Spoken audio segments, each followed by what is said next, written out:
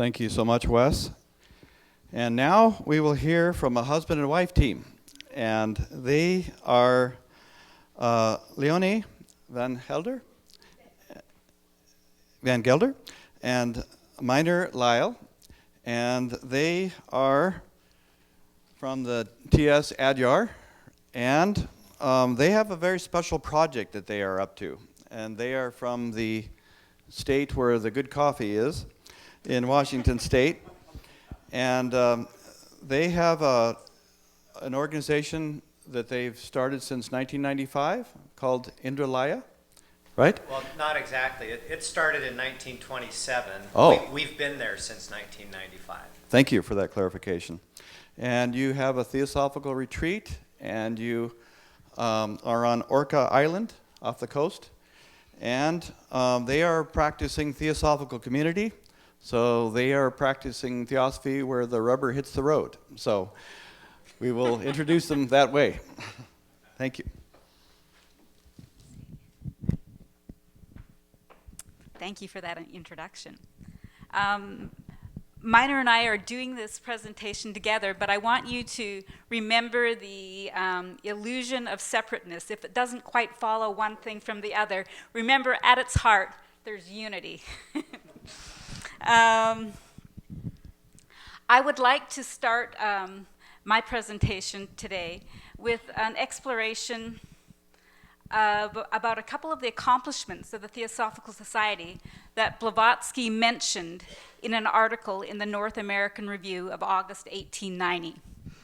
In India during that time, apparently Colonel Olcott called a meeting of about 30 branches and members who were Hindu, Parsi, Buddhist, Muslims, Jewish, and Christian fellows, apparently all came together, and rather than in the past, and not in a pretty recent past, rather than the meeting sort of fuming with sectarian hatred and selfish egotism, those are Blavatsky's words, they all vied with each other for declarations of mutual tolerance and goodwill. And she also, at that same meeting, she talked about a British woman who had lived in India for 10 years and had never touched the hand of a Hindu. At this meeting, she was the first to get up and shake the hands of a poor Hindu merchant and say, "Brother." So this was an accomplishment that I believe from this article, Blavatsky really favored. She felt like in India at that time, brotherhood was starting to be seeded. Another accomplishment that she talked about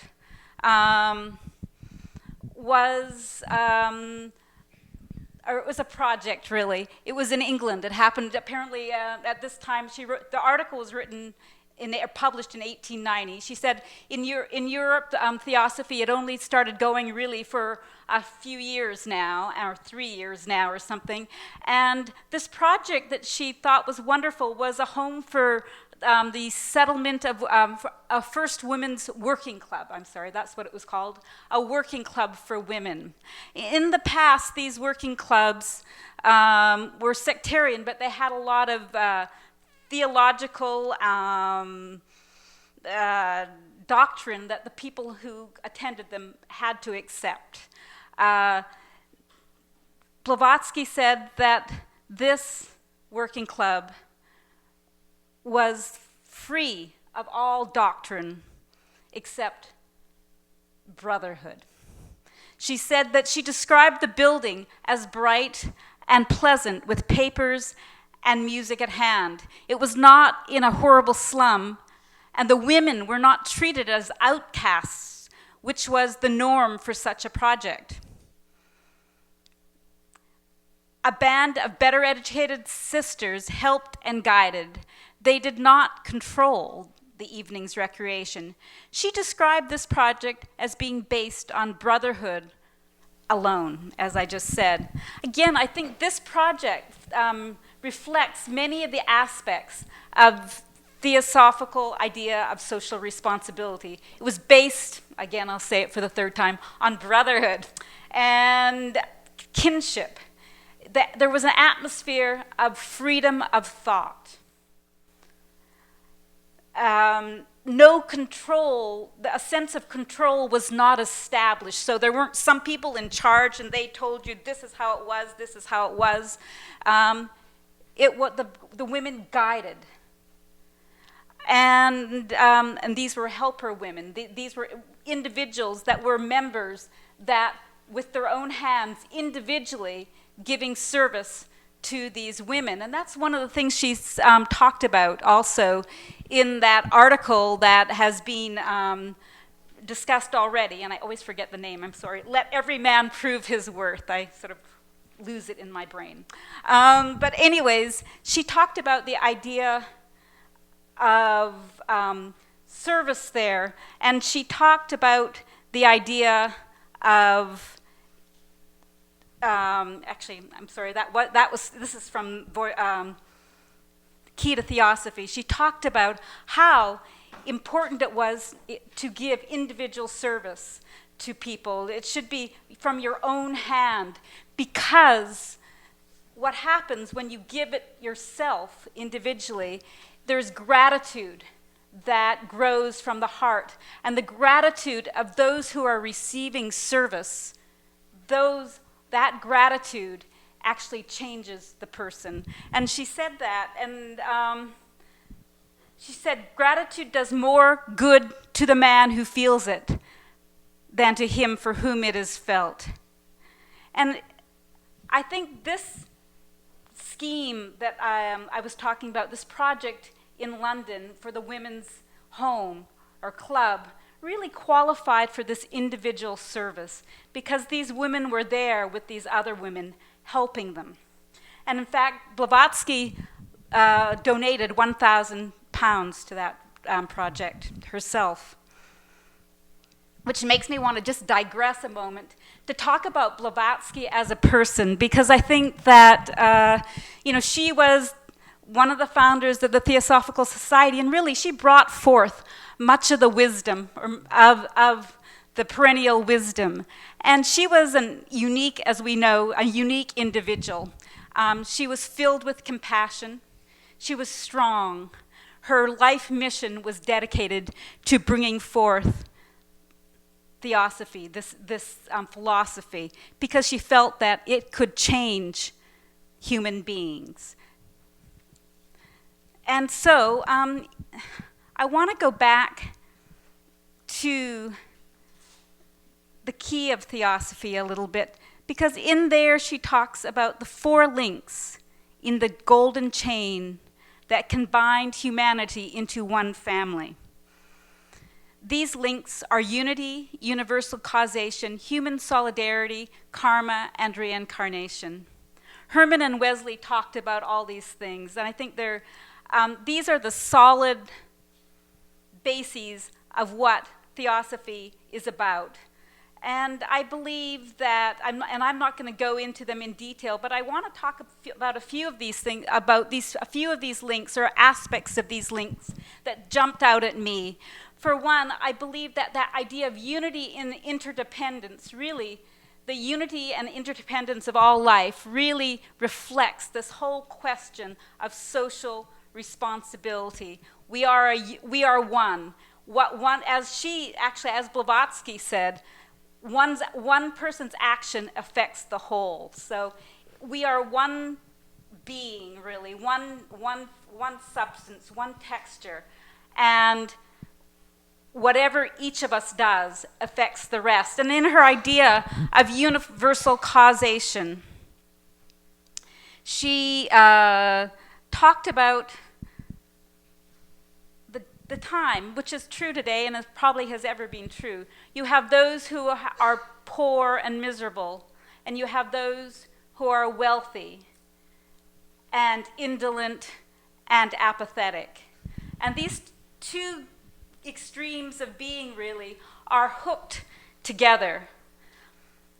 And so it behooves the people who are able to basically change. They have to, maybe through the doctrine of Theosophy, that will loosen them from their ego focus so that they also will become of service to humanity. She said the neglect of social responsibility on the one hand is closely connected to the misery and poverty on the other.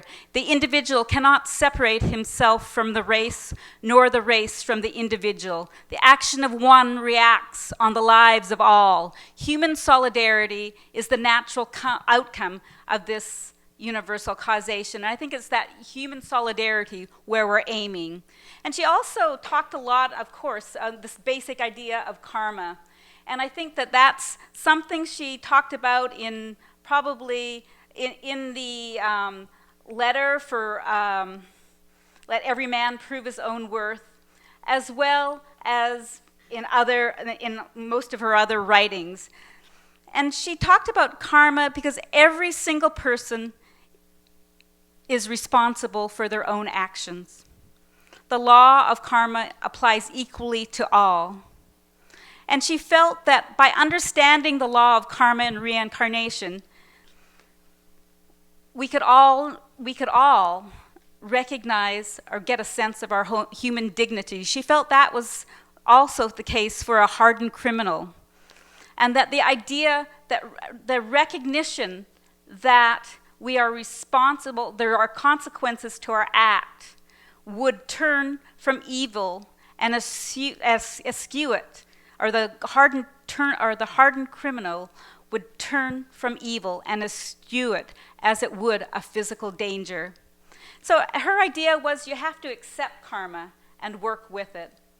The karma is the tool of our learning, and we are responsible, again, for the consequences of our action. And in many ways, when we unveil our own inner nature, our karma demands us to be of service. And with the idea, I think the idea of karma, I think this idea of self-devised effort comes in, which is reflective of the third fundamental proposition. The pivotal doctrine of the esoteric philosophy admits no privileges or special gifts in man, save those won by his own ego through personal effort. To quote from an article in the North American Review of 1890, Blavatsky encapsulated her thinking on social responsibility with everyone joining the society is supposed to be in sympathy with the theory of essential brotherhood, a kinship which exists on the plane of the higher self, not on that of racial, social, and mental disabilities and antipathies. These elements of discord pertain to the physical man and are the result of the unequal development under the law of evolution. We believe the human body to be but the shell, cover or veil of the real entity, and those who accept the esoteric philosophy and the theory of karma, the universal law of ethical causation, believe that the entity, as it travels around certain major and minor cycles of existence with the whole mass of human beings, takes on a different body at birth, shells it off at death under the operation of this karmic law. Yet, though it may thus clothe and reclothe itself 1,000 times in a series of reincarnations, the entity is unchanged and unchangeable, being of a divine nature superior to all environments on the earthly plane. It is the physical body only which has racial type, color, sex, hatred, ambitions, and loves. So then, when we postulate the idea of universal brotherhood, we wish it to understand that it is held in no utopian sense, though we do not dream of realizing it at once on the ordinary plane of social or national relations. And this sort of reflects a little bit back to yesterday's talks about slowly getting there. Leonie? Yes. You're starting to go into my time. Oh, I'm sorry about that. I will. Okay, I was afraid of that. I don't know how that happened. I timed myself. Okay, so with that, I will let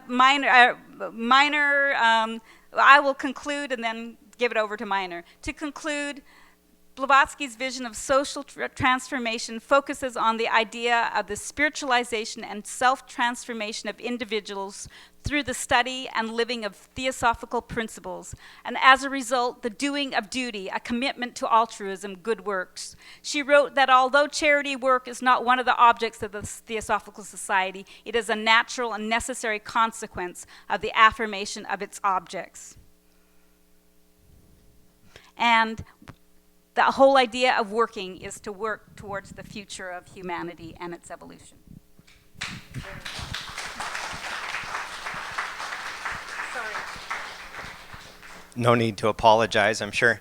Leonie and I, at the center where we work, we offer 20 to 25 programs in any given year, and at most of those programs we'll do an orientation together, standing up in front of folks. And oftentimes, there's two aspects to that. One is oftentimes Leonie will sort of share the big picture, and then I'll go into the nuts and bolts, which is a little bit like what we're going to do this morning. And then there's also the realization we had a few years ago that we feel like we've kind of been very succinct and taken just a little bit of, carved out a little bit of time to introduce people to Lile, and later realized that the time sort of expanded beyond our control, and suddenly a half hour or 40 minutes has gone by. We're not going to do that this morning, but this is a dynamic the two of us have experienced together many times.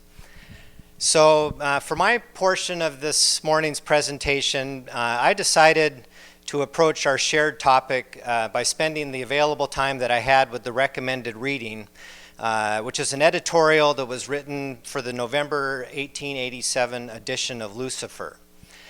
I've been over the editorial now numerous times, not quite the mystical 7 times 7 equation, but by now I'm sure I've spent far more time with this editorial than H.P. Blavatsky herself ever did. And I say that with due respect for what really is a brilliant piece of writing. One thing that repeated reading of this editorial brought to light, and remember this was written in Lucifer, so this is intended as a little bit of a pun, it brought to light a devilishly clever, how's that, devilishly clever, an intricate scheme of interwoven themes and subtle allusions that repeatedly tie the editorial back to the original letter that was its impetus. The chosen title for the editorial or letter, it's a little bit obscure, was "Let Every Man Prove His Own Work," which is a phrase that's contained in Paul's epistle to the Galatians from the St. James translation of the New Testament. And it's worth sharing just a little bit of that epistle because it weaves its way, the theme weaves its way through the letter and is also evidence of Blavatsky's facility for using scripture to prove her theosophical points. So from Galatians it says, "Let every man prove his own work, and then he shall have rejoicing in himself alone and not in another." In other words, the work we do is for our own development. It's not to share with others as a way of saying how great we are. "For every man shall bear his own burden. Let him that is taught in the word communicate unto him that teacheth in all good things. Be not deceived. For whatsoever a man sows, that shall he also reap. For he that sows to the flesh shall of the flesh reap corruption, but he that sows to the Spirit shall of the Spirit reap life everlasting." And again, this theme is one of the ideas that weaves its way through this editorial that was in Lucifer magazine. The gist of the editorial is that, with few exceptions, neither Theosophists nor Christians are doing particularly well in addressing the needs of humanity. In other words, in meeting their social responsibilities. Interestingly, she is particularly tough on those Theosophists who she says are loudest in denouncing this or that aspect of the society's work, but never lift a finger themselves. Why is it so difficult for human beings, in this case Theosophists and Christians, to meet their social responsibilities? Well, we already know, we've talked about this already. It's antithetical to our culture, cultural perspectives. It's antithetical to our conditioning and our nature, and it's antithetical to how we come into the world. At any rate, Blavatsky says, the flaw is not with the teachings, but with our inability to live into or up to them. In the case of the Theosophical Society, she argues in this editorial that there are ameliorating reasons. After all, in 1887, this was a 12-year-old organization, chiefly occupied, she wrote, in organizing, extending, and solidifying the society itself. She also noted that practical charity is not one of the declared objects of the Theosophical Society. Social responsibility is not so much the task or responsibility of the Theosophical Society as an entity, or an organization, but of its individual members as their individual conscience dictates.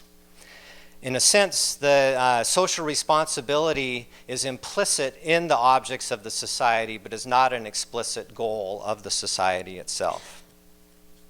Blavatsky states that if one absorbs the teachings, one will inevitably be drawn to be of service and living an altruistic life rooted in proper understanding and right relationship. And what are the teachings that she shares in this editorial? First, she states that there is a divine inward light. It is the true Christos as it is the true Buddha, which proceeds from feeling the light of the eternal, manifesting unknown all in one's own soul.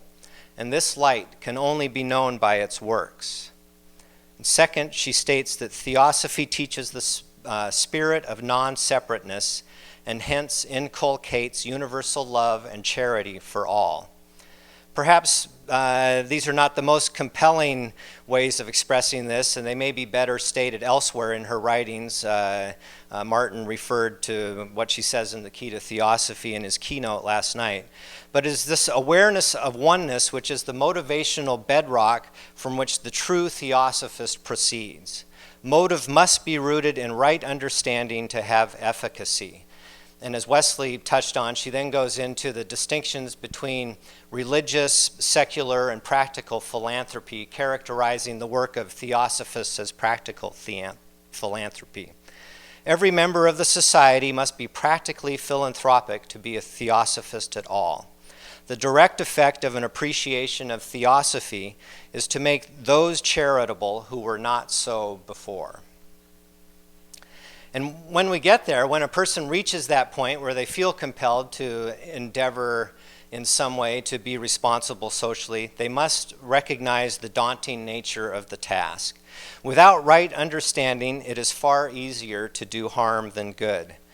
There are those who, because of the underlying causes and conditions of their life, wallow happily in their misery. Misery, Blavatsky writes, is not only endurable, but agreeable to many who endure it. And probably each of us can identify with that to some degree in our own lives. There's times, well, I'll speak for myself, there's times when I love to be miserable. And I love it when those times end too, but it's kind of part of our growing, our self-development is to feel the sensations of that misery and to learn from those sensations. Thus, it takes great wisdom, as Wesley was talking about, to do good works without the danger of doing incalculable harm. In this sense, the answer made as to the lack of Christ-like loves among theosophists, Blavatsky writes, is that there are probably none strong enough to live such a life. This is perfectly correct and covers the whole question.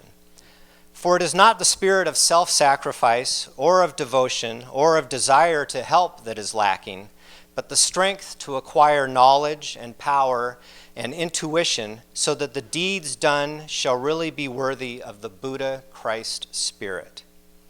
And yet, the effort must be made.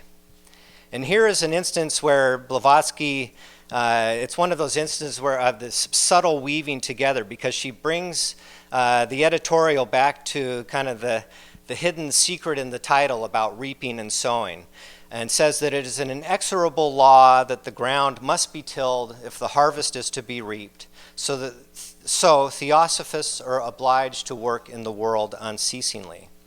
Therefore, she concludes, is the double activity of learning and doing most necessary. We have to do good, and we have to do it rightly, with knowledge. The editorial concludes with an epigraph ascribed to those who laid down the first rule of the Theosophical Society. These were the words some of the words that Herman was sharing on the screen earlier. That first rule being to carry out the object of forming the nucleus of a universal brotherhood. These words are well worth reading and considering, but we're not going to do that during our time up here this morning. Leonie and I want to thank you very much for giving us this opportunity, and we look forward to, Leonie has something to add. I just wanted to say that when Miner and I were, studying for this talk, we were really inspired. We were reading, many words that we had read before and some we hadn't. And we were inspired and actually, I would say, enthusiastic. And I then read something in the Key to Theosophy about enthusiasm. And it's sort of that enthusiasm which all of us here today, we can really feel. We're here today to be together. And the enthusiasm is what carries a movement. And so, I think that these ideas, they go through to our intuition and they touch us deeply. And that's how we get enthusiastic. And that's what can change us and change the world. Thank you.